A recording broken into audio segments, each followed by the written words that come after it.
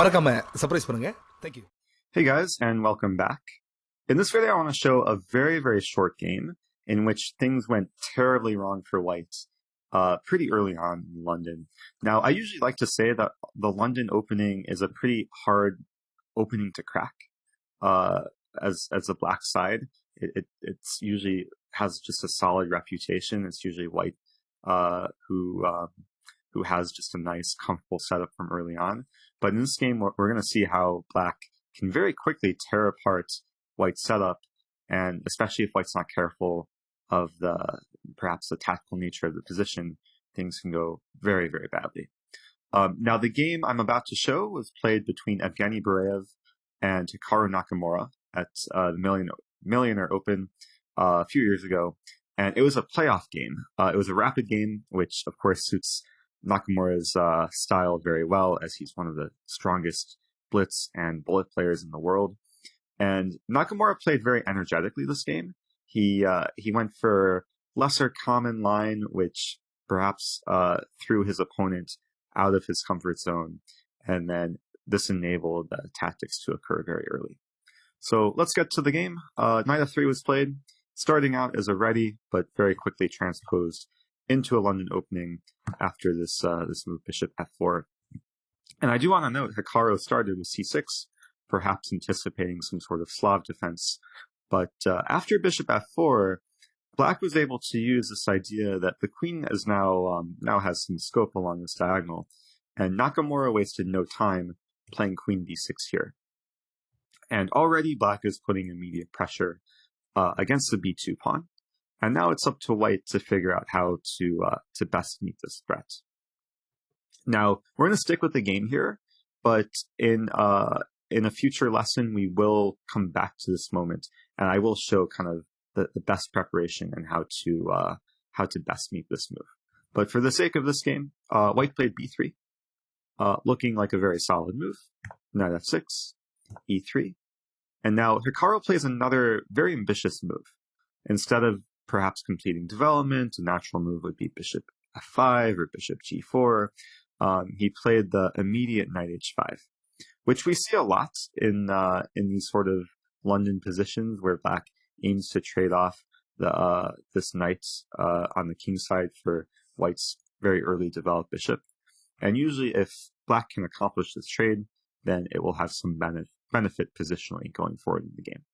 So Bareyev chose to avoid the immediate trade and played bishop to g5.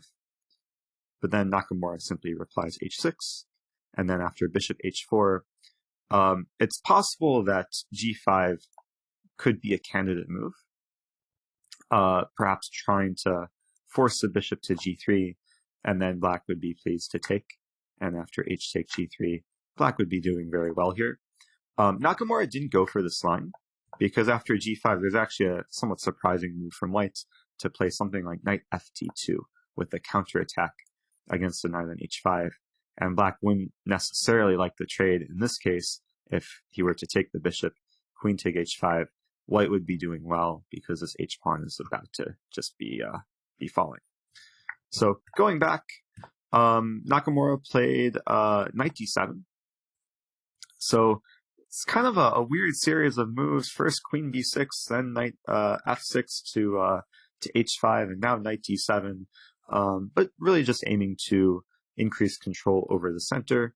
Game continued. White played knight e5, and now this was a pretty big mistake because of the tactical ideas which are about to occur.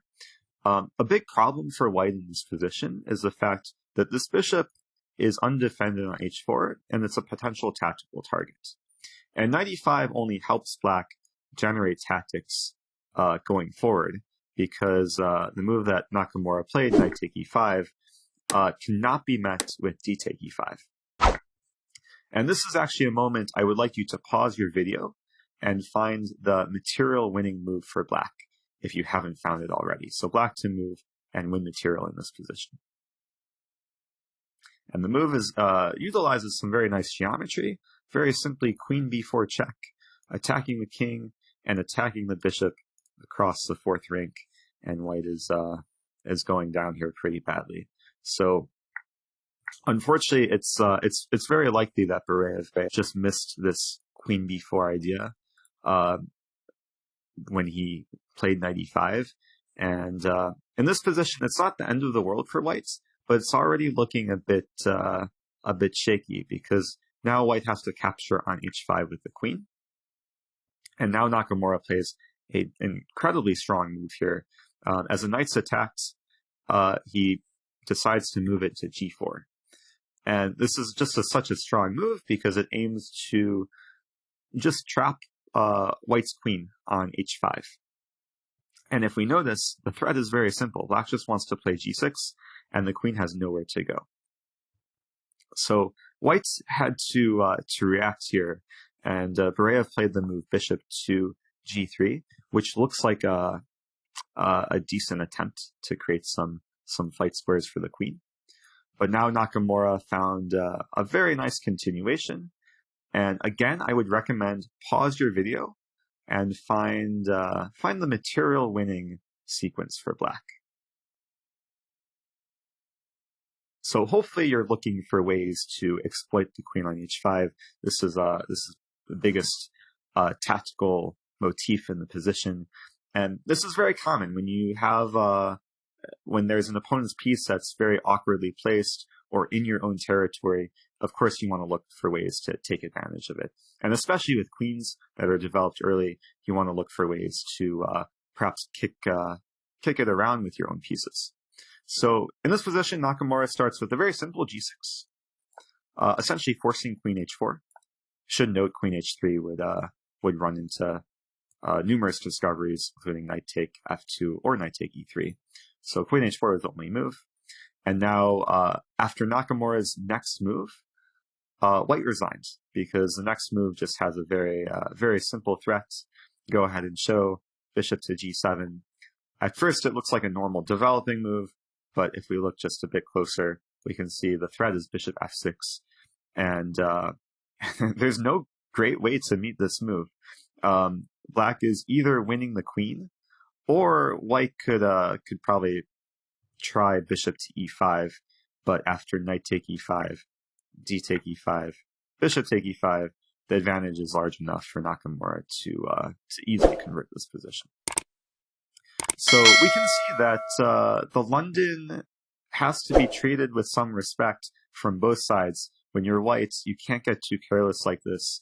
The biggest mistake that Bereev made in this game was playing knight e5 when he should have been a bit more solid in the way he developed.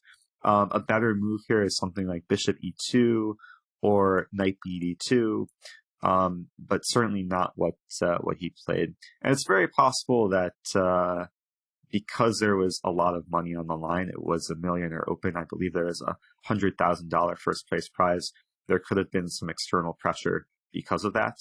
And it's very difficult when you're playing a chess game and there is money or there's something riding on the game, and it can sometimes interfere with the way you play. So you should always make an effort to just focus on playing chess and zone out everything else around you. That would be my best advice. Not always easy to do, but if you can kind of get in the zone, you'll be less likely to have these very quick and somewhat tragic losses. So I hope you guys enjoyed that. In the next video, we'll take a look at the same line, and I'll show some somewhat secret preparation how I deal with this early c6 and queen b6. So stay tuned.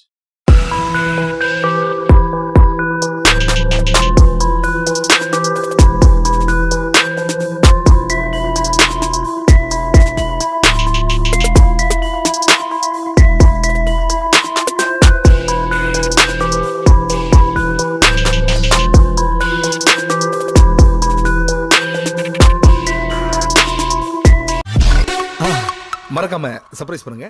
Thank you.